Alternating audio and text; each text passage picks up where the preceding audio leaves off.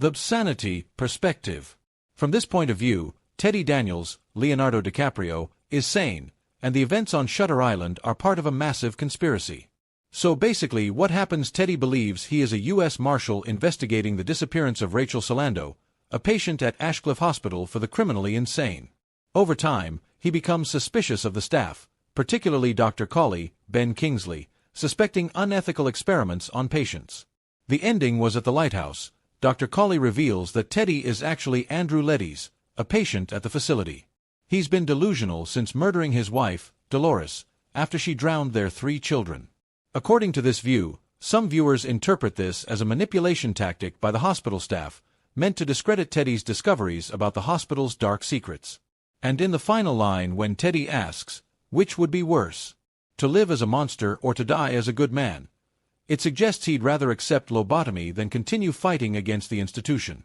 For these viewers, the hospital silences Teddy to cover up the truth. The delusion perspective. From this perspective, Teddy is actually Andrew Laeddis, a delusional patient at the hospital.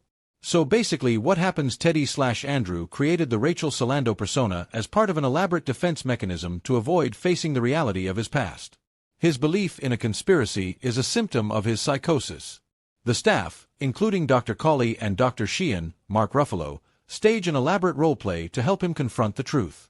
And the ending was Teddy appears to accept that he is Andrew, but the following day he reverts to his delusion, calling Dr. Sheehan Chuck. When Teddy makes the statement about living as a monster or dying as a good man, some viewers believe he is fully aware of his reality and chooses the lobotomy as a form of escape. In the end of the movie symbolism, this interpretation sees Teddy's final decision as an act of acceptance or guilt, suggesting he cannot live with the weight of his past actions. Key of both perspectives. First, guilt and trauma. Both interpretations revolve around Teddy's inability to cope with the guilt over his wife's actions and his own. Second, mental health. The film explores themes of mental illness, questioning the reliability of Teddy's perspective. Third, ambiguity.